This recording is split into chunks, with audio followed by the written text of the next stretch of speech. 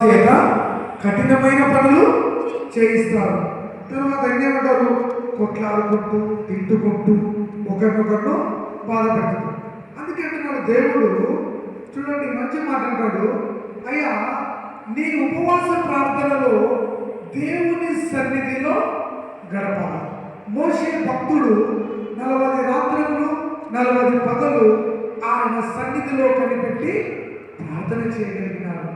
అదేవిధంగా ఎస్తేరు రాణి గారు తన రాజ్యంతో కలిసి ఉపవాస ప్రార్థన నుండి రాజు శాసనమే రద్దు చేయబడింది.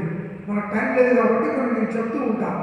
చూడండి ఇక్కడ చూడండి, ఎందుకు అంటున్నాను, మొదటగా మన ఉపవాస ప్రార్థన రోజు మన సొంత పనులు చేయకండి. సొంత పనులు అంటే నువ్వు కంప్లీట్గా ఉండాలని కాదు, దేవునికి ఇచ్చే సమయాన్ని వాక్యం చదవాలి, ప్రార్థన చేయాలి, మందిరంలో ఆరాధించాలి. చూడండి, మేము ఉదయం మధ్యాహ్నం మళ్ళీ సాయంత్రం ఒక గ్రామంలో దేవుడి వాక్యాన్ని ప్రకటిస్తాం. ఎందుకంటున్నాడు చూడండి, ఉపవాస ప్రార్థన రాజ్యాలను కూడా మార్చగలదు. అహాబు రాజు ఉపవాసం నుండి ప్రార్థించినప్పుడు దేవుడు కీడు నుండి తప్పించినాడు. నిన్నవే పట్టణస్థులు ఉపవాసం నుండి ప్రార్థన చేసినప్పుడు దేవుడు ఏం చేశాడు? వాళ్ళని రక్షించాడు. మారు మనస్సు కొరకు, పశ్చాత్తాపం కొరకు, పాప క్షమాపణ కొరకు. అందుకే అంటున్నాడు యెషయా గ్రంథంలో ఇంకొక మాట అంటాడు, రక్షింపలేదనుకున్నట్లు ఆయన హస్తములు కురచలు కాలేదు, వినలేదనుకున్నట్లు ఆయన చెవులు మందం కాలేదు, మీ దోషములు మీ పాపములు అడ్డుగా వస్తుంది. అంటే చాలా మంది అంటారు 40 రోజులు కాదు 40 పగలు కాదు, మారు మనసు, పాప క్షమాపణ, పశ్చాత్తాపం, దేవునితో వ్యక్తిగత జీవితం లేకుండా మనం ఎన్ని ఉపవాస ప్రార్థన చేసినా అవి దేవుని దగ్గరికి రావు. నేను అదే చెప్తున్నా, సూటిగా దేవుడు చెప్తున్నాడు. తర్వాత ఎక్కడ అంటాడు, అసలు రియల్ ఉపవాసం ఏమయ్యా అంటే ఇక్కడ చూడు, దుర్మార్గులు కట్టిన కట్లను విప్పాలి, తర్వాత కాడిమాను మేకులు తీయాలి, తర్వాత ఏమంటాడు, బాధింపబడిన వారిని విడిపించాలి, తర్వాత ఏమంటాడు, ఇదే కదా నేను ఏర్పరచుకున్న ఉపవాసం. అసలు ఉపవాసం అంటే నీ ఆహారము ఆకలి కొనిన వారికి పెట్టుటయు, నీ రక్త సంబంధిని పలకరించుటయు, ఇదే కదా నాకు ఇష్టమైన ఉపవాసం. చూడండి, ఈ అంటే దేవునితో సహవాసం. భక్తులంతా దానియేలు తన పితరుల పాపములను క్షమించమని దానియేలు గ్రంథం 9వ అధ్యాయం 3వ వచనంలో వాళ్ళ పితరుల పాపాలు కూడా దానియేలు ఒప్పుకున్నారండి. అపోస్తలుడైన పౌలు ఉపవాసం ఉండి దేవుణ్ణి ఆరాధించాడు. కాబట్టి దేవుణ్ణి ఆరాధించాలన్న జ్ఞానంతో యథార్థంగా పరిశుద్ధంగా అందుకంటాడు, ఏమంటున్నాడు, నీ ఆహారం ఆకలి కొన్న వారికి పెట్టి, తర్వాత ఏమంటాడు, కాడిమాను కట్లను విరగబట్టి, ఇంకోటి ఏమంటాడు చూడండి, ఏమంటాడు, దిక్కుమాలిన బీదలను ఇంత చేర్చుటయు, తర్వాత వస్త్రహీనుడిని కనబడినప్పుడు వస్త్రం వచ్చుటయు, ఇదియే కదా నాకు ఇష్టమైన ఉపవాసం. హల్లెలూయా చెప్పండి, హల్లెలూయా. మరి దేవునికి ఇష్టమైన ఉపవాసం చేస్తున్నావా, లేకపోతే సొంత జ్ఞానంతో పోతున్నావా? చూడండి, నెహెమ్యా భక్తుడు కూడా మందిరం కొరకు దేవుని సన్నిధిలో ప్రార్థన చేసేను. ప్రియులారా, నీ కుటుంబంతో కలిసి ఎంత ప్రార్థన చేస్తున్నావు, నీ బంధువులతో కలిసి నువ్వు ఎంత ప్రార్థన చేస్తున్నావు, సంఘంలో ఎలా ఉన్నావు, సమాజంలో ఎలా ఉన్నావు? దేవుని సన్నిధిలో ఒక రకమైన ప్రవర్తన, దేవుడు లేనప్పుడు ఇంకొక రకమైన ప్రవర్తన. అందుకంటున్నాడు, మీరు మత్తయి సువార్తలో ఏమంటాడు, ఉపవాస ప్రార్థన చేయనప్పుడు వేషధారుల వలె ఉండద్దు. తర్వాత ఎట్లున్నాడు, ఆయన సన్నిధిలో కనిపెట్టుకోవాలా, ఆయన నామాన్ని ప్రకటించాలి. అందుకంటున్నాడు, మీ ఉపవాస ప్రార్థన వలన అనేకులు దీవించబడాలి. భక్తులు ప్రార్థన చేశారు, దేశం కొరకు, రాజుల కొరకు, అధికారుల కొరకు. ఎస్తేరు గారిని ప్రార్థన చేస్తే శాసనాన్ని రద్దు చేసినాడు దేవుడు. హల్లెలూయా. మరి ఉపవాస ప్రార్థనలో అంత పవర్ ఉన్నప్పుడు నీవు నేను ఆ శక్తిని నమ్ముకుంటున్నాను. అందుకంటున్నాడు, పైకి భక్తి గల వారిలా ఉండి దాని శక్తిని ఆశ్రయించారు. సేవకుల గురించి సార్ గురించి అడిగాను, వాళ్ళ పిల్లలకు చెప్తుంటే సంతోషం అనిపించింది. ఏమంటాడు దావీదు, నీ సేవకులు ఆశీర్వదించబడతారు కదా. చూడండి, చాలా మంది ఏం సేవ చేస్తావు, నేను కూడా 40 రోజులు 40 గ్రామాలు 5వ సంవత్సరం ఇది అంటే దాదాపు 4 సంవత్సరాల్లో 160 గ్రామాలు తిరిగి 5వ సంవత్సరం తిరుగుతున్నాం. 14, 15 గ్రామాలు ఒక్కరోజు ఒక్క గ్రామానికి మనం పోగలం. 40 రోజులు డిఫరెంట్ గ్రామాలకి పోవాలంటే అది దేవుని కృప. హల్లెలూయా. అందుకంటున్నాడు, కాడివాడు కట్లను వెలుగుగొట్టుటకు, బంధింపబడిన వారికి విడుదలను, పాపంలో ఉన్న వారిని విడిపించుటకు, పాప శాప రోగాలు అనారోగ్యాలను తప్పించగలదు ఉపవాస ప్రార్థన. ఇంకా మాట్లాడు, దురాత్మలను విడిపించగలదు కదా. ఏమంటాడు యేసు ప్రభు శిష్యులు, ఏం ప్రభువా నేను ఈ దయ్యాన్ని వెళ్ళగట్టలేకపోయినంటే, అవి అంటాడు మామూలు దయ్యం కాదు నాయన, నీవు ఉపవాసం ఉండి ప్రార్థన చేయాలా. హల్లెలూయా. అందుకే అంటున్నాడు, ఈడేమంటున్నాడు, మేము ఉపవాసం ఉండగా నీవెందుకు చూడవు, మేము ప్రార్థన చేయగా నీవెందుకు వినవు, మేము నిన్ను ఆరాధిస్తుంటే నీవెందుకంటే, బాబు నీ ఉపవాస ప్రార్థనలో అర్థం లేదు, నా ఉపవాస ప్రార్థనలో యథార్థత లేదు. అందుకే అంటున్నాడు దేవుడు, ఒక పద్ధతిగా చేస్తే దేవుడు ఇక్కడ ఏమంటాడు, ఇట్లా చేసుకుంటూ పోతే యెషయాగ్రంథంలో నీకు శీఘ్రముగా స్వస్థత, తర్వాత నీ వెలుగు ప్రకాశం, చీకటి కూడా మధ్యాహ్నం వలె వెలుగు వలె ఉంటుంది. కాబట్టి ప్రార్థన ఆలకించువాడా సర్వ శరీరుని ఎద్దకు వచ్చాడు. చూడండి, మీరు ఉదయం వస్తున్నారు, మధ్యాహ్నం వస్తున్నారు, రాత్రి వస్తున్నారు. కాబట్టి దేవుని సన్నిధిలో నువ్వు ప్రార్థన చేస్తే నీకు ఉద్యోగం వస్తాడు, ఆశీర్వదిస్తాడు. నిర్గమకాండంలో ఏమంటాడు, నీ ఇల్లు దీవించబడుతుంది, నీకున్న పశువులు దీవించబడతాయి, నీ కుటుంబం, నీ పిల్లలు అందరూ కూడా.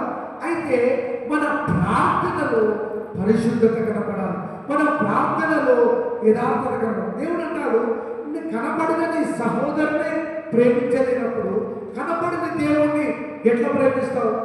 పేతురు అడిగినాడు, ప్రభువా నా సహోదరుడు తప్పు చేస్తే ఎన్నిసార్లు క్షమించాలి? 1 సార్లు, 2 సార్లు, 3 సార్లు అంటే క్రైస్తవుడా 73 సార్లు క్షమించాలి. ఉపవాస ప్రార్థన చేస్తున్నామంటే ఇతరులను క్షమించాలి. ఒక మన సైడ్ తప్పులుంటే మనం క్షమాపణ అడగాలి. అదే కదా దేవునికి ఇష్టమైన ఉపవాస ప్రార్థన. అందుకే అంటున్నాడు, నీ మందిరమునందు నివసించేవారు ధన్యులు. ప్రియులారా, నేను నాకే ఆశ్చర్యం అనిపిస్తుంది. 4 సంవత్సరాలు ఎలా తిరిగాను, ఎలా వెళ్ళాను, ఒక్కొక్క చర్చికి వెళ్ళి ఎలా వాక్యం చెప్పాను అన్నప్పుడు ఆయన శక్తి నన్ను నడిపించుగాక. ఆయన ప్రేమ, సిలువ రక్త ధారలు, సిలువ ఉపవాస ప్రార్థన పండుగలు, ప్రతి గ్రామంలో పరిశుద్ధాత్మ దేవుడు వాక్యంతో మాట్లాడుతున్నాడు, ప్రార్థనతో మాట్లాడుతున్నాడు. శక్తి చేత కాదు, బలం చేత కాదు, దేవుని ఆత్మ నన్ను నడిపించుతుంది. అందరూ అంటున్నాడు, ఎలా సాధ్యమంటే ఆయనకు అన్ని సాధ్యమే. అంటే ఏమంటున్నాడు కదా, ఉపవాస ప్రార్థన అంటే ఒక టైం టేబుల్, ఒక పద్ధతి. దేవుని అడిగి ఆయన పాదాల దగ్గర అందరూ యేసు ప్రభువుని చాలా ఈజీ అనుకుంటున్నారు. నేను ఆయన ఎంత ప్రేమ గల దేవుడో అంత భయంకరుడు కదా. భీకరుడు మా యెహోవా, భీకరుడు ఆయన నామము గొప్ప నామము, ఆయన నామము పరిశుద్ధ నామం. అట్లాంటి పరిశుద్ధ నామాన్ని చేత పట్టుకొని ప్రభు సువార్తను ప్రకటించుచున్న ఆ అపోస్తలుడు పౌలు అంటాడు, ఆకలి వంటిని, దప్పి వంటిని, కొన్నిసార్లు అనారోగ్యం పాలైతిని, అయినను ఆయన సువార్త నేను మర్చిపోయాను. ఎందుకంటాడు, దేవుని వాక్యము శక్తి కలిగిన వాక్యం. మనం మాట్లాడితే వింటారా? వినరు కదా. అయితే దేవునికి ఇష్టమైన ఉపవాస ప్రార్థన ఈ దినాల్లో సంఘాల్లో ఉందా, సమాజంలో ఉందా, వ్యక్తిగతంగా ఉందా? అట్లాంటి ప్రార్థనలు చేయండి. అంతేగాని గంటలు ఉన్నా ప్రభా ఉన్నావు, ఆయన నిన్ను మెచ్చుకుంటున్నాడు. అందుకే అంటున్నాడు, ఆయన మెచ్చుకున్నవాడు యోగ్యుడు, తన్ను తాను మెచ్చుకున్నవాడు యోగ్యుడు కాదు. అందుకే అంటున్నాడు, ప్రార్థనలో నీ ప్రార్థనకు జవాబు రావాలి అంటే దేవుని సన్నిధిలో గోచాడాలి. ఆయనకి ఇష్టమైన ఉపవాసం. ఎవరైనా ఆకలి వస్తే నీ దగ్గర ఉన్న గ్లాస్ నీళ్ళు నువ్వు దీవించబడతావు, ఆశీర్వదించబడతావు. దేవుడు గొప్ప కార్యాలు నీ ఇంట్లో చేస్తాడు. కాబట్టి నాకు టైం లేదు కాబట్టి మళ్ళీ ఎప్పుడైనా ఖచ్చితంగా మీ సంఘానికి వస్తా, అక్కడ కూడా వాక్యం చెప్పాలి. కాబట్టి దేవుడు ఆయన అద్భుత కార్యాలు చేస్తాడు. ఉపవాస ప్రార్థన అంటేనే అద్భుతాలు, స్వస్థతలు, దురాత్మలు పారిపోతాయి, గాడిమానకట్లు వెలుగొట్టబడతాడు. బాధింపబడిన వారిని విడిపించుట, దుఃఖంలో, కష్టంలో, శ్రమల్లో యేసయ్య సువార్త చేత పట్టుకుని మనము పోతున్నాము. అందుకంటున్నాడు, నా మందిరము సమస్త జనులకు ప్రార్థనా మందిరము.